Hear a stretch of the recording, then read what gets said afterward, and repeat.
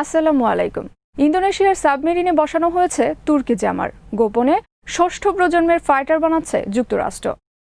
Russia থেকে অস্ত্র কিনতে ভারত, যুক্তরাষ্ট্রের F-22 র্যাপ্টর পাচ্ছে ইসরায়েল। বেসরকারি খাত থেকে পারমাণবিক অস্ত্র ভাণ্ডারের দায়িত্ব নেবে ব্রিটিশ সরকার।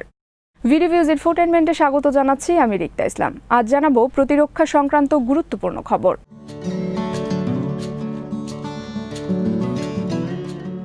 এবার ইন্দোনেশিয়ার সাবমেরিনের জন্য টর্পেডো শনাক্তকারী জ্যামার সরবরাহ করছে তুরস্ক। ইন্দোনেশিয়ার নাগাপাসা ডিজেল ইলেকট্রিক সাবমেরিনের জন্য ব্যবহৃত হবে এগুলো। পানির নিচ দিয়ে ছুটে আসা শত্রুর টর্পেডো শনাক্ত করা ছাড়াও এটি টর্পেডো ধ্বংসের ফাঁদ হিসেবেও কাজ করবে একই সাথে।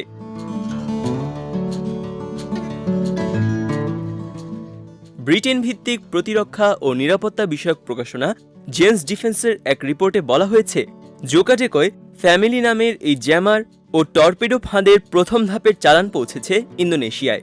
এগুলো তৈরি করেছে তুরস্কের প্রতিরক্ষা সামগ্রী নির্মাতা প্রতিষ্ঠান অ্যাসেলসান।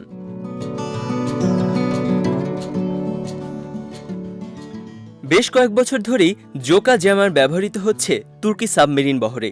তুরস্কের বাইরে এটি প্রথম হাতে পেল ইন্দোনেশিয়া। 2019 সালে জাকার্তা ও আঙ্কারার মধ্যে সম্পাদিত এক চুক্তির ফল হিসেবে এই প্রযুক্তি পৌঁছেছে ইন্দোনেশিয়ার হাতে।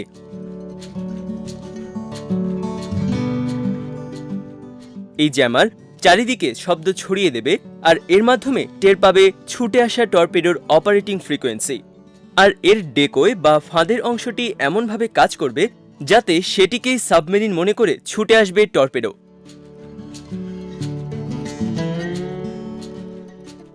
ইন্দোনেশিয়ার রাষ্ট্রীয় মালিকানাধীন জাহাজ নির্মাতা প্রতিষ্ঠান পিটি পলের ইঞ্জিনিয়ারদের সাথে আসেলসানের বিশেষজ্ঞরা ইতোমধ্যেই সাবমেরিনের এই জ্যামার ও ফাঁদ স্থাপনের প্রস্তুতি নিচ্ছেন।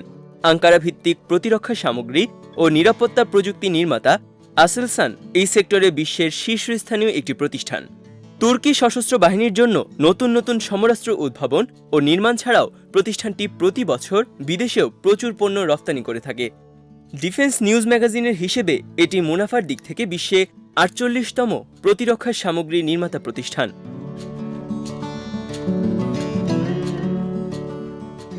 এদিকে কানাডার সাথে বেইরাক্তার ড্রোনের প্রযুক্তি নিয়ে সৃষ্ট তিক্ততার মাঝেই তুরস্ক ঘোষণা দিয়েছে নিজেরাই অ্যাটাক ড্রোনের ইঞ্জিন তৈরি করবে। তুর্কি ড্রোন শিল্পের প্রধান কারিগর ইঞ্জিনিয়ার সেলকুচ বেইরাক্তার টুইটারে এক পোস্টের মাধ্যমে জানিয়েছেন যে ইতোমধ্যেই ড্রোনের জন্য তুরস্কে উদ্ভাবিত ইঞ্জিনের উৎপাদন শুরু হয়েছে। তার প্রতিষ্ঠান বেইরাক্তার আকিঞ্চি ও তুসাস ইঞ্জিন ইন্ডাস্ট্রিজ যৌথভাবে কাজ করছে এই প্রকল্পে।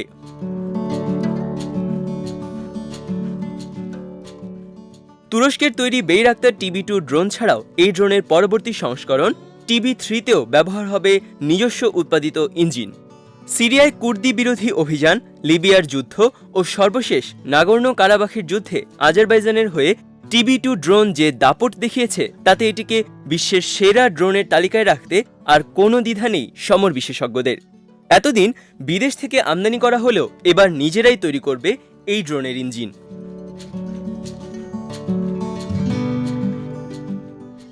অত্যন্ত গোপনে ষষ্ঠ প্রজন্মের স্টেলথ ফাইটার জেটের মডেল নির্মাণ ও উড্ডয়ন সম্পন্ন করেছে যুক্তরাষ্ট্রের বিমান বাহিনী।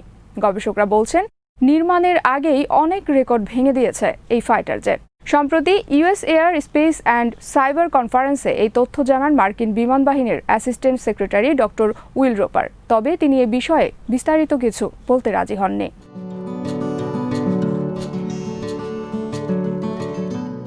যুক্তরাষ্ট্রের প্রতিরক্ষা দফতরের কর্মকর্তাদের বরাত দিয়ে USA ডিফেন্স নিউজ নামক ওয়েবসাইট জানিয়েছে, এই প্রকল্পের নাম next generation air dominance.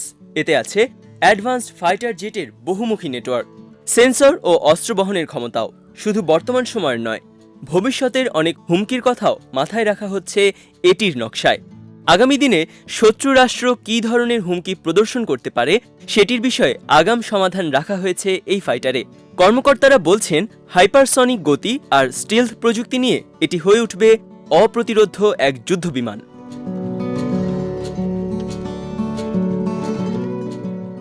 Doctor will Ropar বলেন, এই প্রকল্পটি এখন ডিজিটাল জগতের উন্নয়নের পর্যায়ে রয়েছে।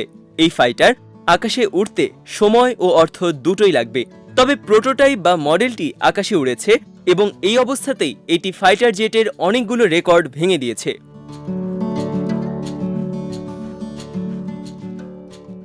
বিমানটি কোন প্রতিষ্ঠান নির্মাণ করবে, এর আকার আকৃতি কেমন হবে সে বিষয়ে বিস্তারিত বলেননি এই কর্মকর্তা।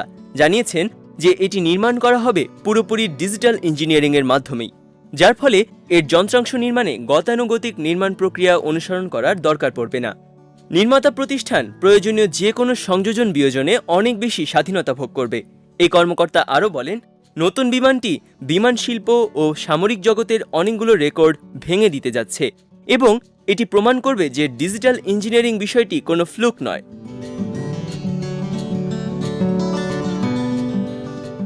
নতুন প্রজন্মের এই ফাইটার জেটটি ক্রুদের নিয়ে চলবে নাকি মনুষ্যবিহীন হবে সেটিও জানা যায়নি, তবে এটি হবে বিশ্বের সর্বপ্রথম ষষ্ঠ প্রজন্মের ফাইটার জেট। বর্তমানে যুক্তরাষ্ট্রের বিমান বাহিনীতে রয়েছে পঞ্চম প্রজন্মের F-22 ও F-35 ফাইটার।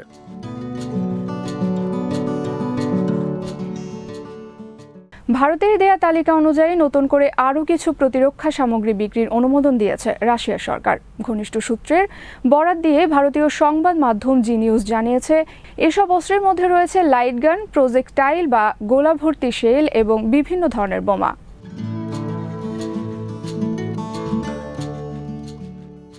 ভারতীয় প্রতিরক্ষা মন্ত্রী রাজনাথ সিং এর মস্কো সফরের সময় ভারত প্রতিরক্ষা সামগ্রীর চাহিদা জানিয়ে একটি তালিকা দেয় রাশিয়াকে। গত জুনে সোভিয়েত ইউনিয়নের বিজয় বার্ষিকীর কুচকাওয়াজে অতিথি হিসেবে উপস্থিত ছিলেন রাজনাথ। এই বিষয়ক কিছু চুক্তিও হয়েছিল ওই সময়। রাশিয়া সম্প্রতি ভারতের চাহিদা মতোই অস্ত্র সরবরাহের অনুমোদন দিয়েছে। ভারত চাইছে 2021 সালের মার্চের মধ্যে অস্ত্রগুলো হাতে পেতে, যদিও রাশিয়া এই বিষয়ে কোনো ডেডলাইন জানায়নি।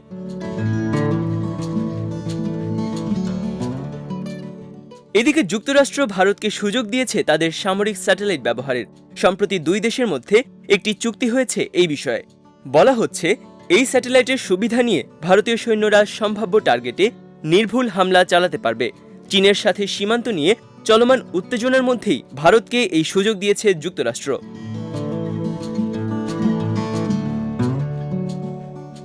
বিশেষজ্ঞরা বলছেন, এর ফলে যুক্তরাষ্ট্রের মিলিটারি স্যাটেলাইট থেকে তোলা ছবি, ম্যাপ ও অন্যান্য তথ্যও পাবে ভারত।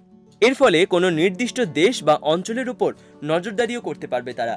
এর আগে জাপান ও অস্ট্রেলিয়াকে এই মিলিটারি স্যাটেলাইটের মাধ্যমে তথ্য সংগ্রহের সুযোগ দিয়েছে যুক্তরাষ্ট্র।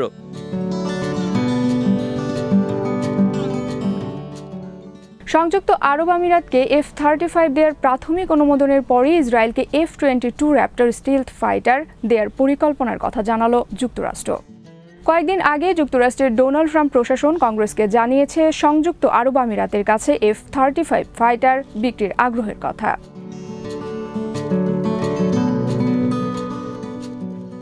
মধ্যপ্রাচ্যে সামরিকভাবে ইসরায়েলকে এগিয়ে রাখতেই এবার F-22 র্যাপ্টর ফাইটার দেয়া হচ্ছে। সম্প্রতি মার্কিন প্রতিরক্ষা মন্ত্রী মার্ক এসপার ইসরায়েল সফরের সময় এই ঘোষণা দিয়েছেন। ইসরায়েল আগেই F-35 ফাইটার পেয়েছে, কিন্তু আরব আমিরাত যাতে তাদের সমকক্ষ হতে না পারে সেই চিন্তা থেকেই আবারও র্যাপ্টর দেয়া হচ্ছে তাদের।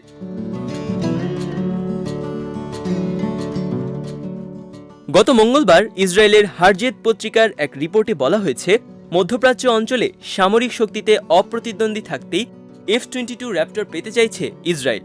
এর আগে একাধিকবার তেল আবিব এই ফাইটারটি চাইলেও যুক্তরাষ্ট্র দিতে রাজি হয়নি।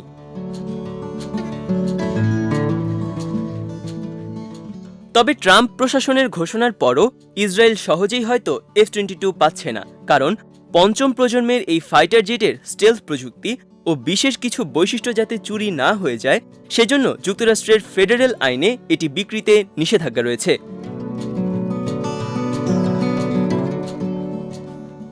কয়েকদিন আগেই জানা গেছে, আরব বিশ্বের প্রথম দেশ হিসেবে সংযুক্ত আরব আমিরাত পেতে যাচ্ছে F-35 ফাইটার। যুক্তরাষ্ট্রের মধ্যস্থতায় ইসরায়েলকে স্বীকৃতি দেয়ায় তাদের এই পুরস্কার দিচ্ছে ওয়াশিংটন।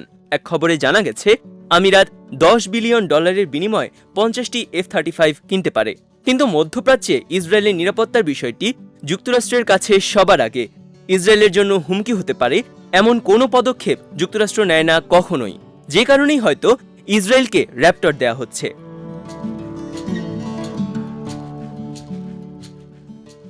যুক্তরাষ্ট্র তার F-22 র্যাপটরকে যেভাবে আকাশ থেকে আকাশে লড়াইয়ে শ্রেষ্ঠত্বের জন্য তৈরি করেছে, F-35 সেই জায়গায় কিছুটা পিছিয়ে। র্যাপটর যতটা উঁচুতে উঠতে এবং সুপারসনিক গতিতে চলতে পারে, F-35 এর গতি সেই তুলনায় কিছুটা কম। এছাড়া ডগ ফাইট অর্থাৎ আকাশে দুই যুদ্ধবিমানের সরাসরি সংঘর্ষের ক্ষেত্রেও র্যাপটর খুব দ্রুত শত্রুর বিমানকে ধ্বংস করতে পারবে। দ্রুত বাঁক নেয়া, হামলার অ্যাঙ্গেল নির্দিষ্ট করা, যে কোনো উচ্চতায় সর্বোচ্চ শক্তি ব্যবহার করার ক্ষমতাও র্যাপটরের বেশি। F-35 অপেক্ষাকৃত কম গতি ও কম উচ্চতায় সর্বোচ্চ শক্তি ব্যবহার করতে পারে। এজন্য F-35কে সর্বাধুনিক বলা হলেও আকাশে লড়াইয়ের ক্ষেত্রে F-22 র্যাপটর অনেক বেশি শক্তিশালী।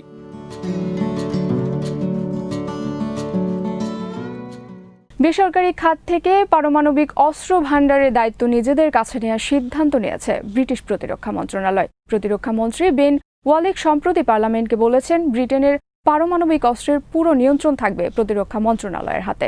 2021 সালের জুন মাস থেকে এই সিদ্ধান্ত কার্যকর হবে।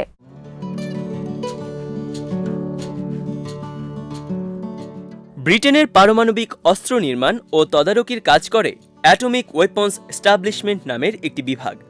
1999 সাল থেকে এই বিভাগটি পরিচালনা করছে মার্কিন প্রতিরক্ষা সামগ্রী ও যুদ্ধবিমান নির্মাতা প্রতিষ্ঠান লকহিড মার্টিন। তাদের সাথে কাজ করছে আরও কয়েকটি প্রতিষ্ঠান, কিন্তু বেসরকারি প্রতিষ্ঠানের কাছে এবার নিজেদের হাতে এর পরিচালনা ভার নিতে চায় ব্রিটিশ প্রতিরক্ষা মন্ত্রণালয়। সম্প্রতি বরিস জনসনের সরকার এই সিদ্ধান্ত নিয়েছে।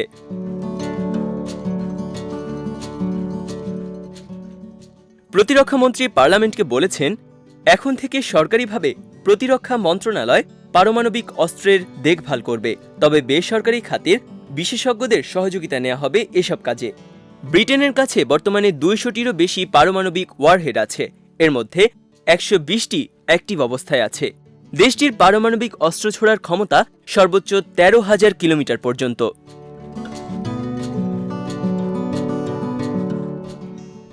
আজ এখানে শেষ করছি। সমরাস্ত্র, প্রতিরক্ষা ও কূটনীতির নানা তথ্য জানতে চোখ রাখুন ভিডিভিউজ ইনফোটেনমেন্টে। চ্যানেলটি ভালো লাগলে সাবস্ক্রাইব করুন। আমাদের ওয়েবসাইট vidieviews.net ভিজিট করুন। আল্লাহ হাফেজ।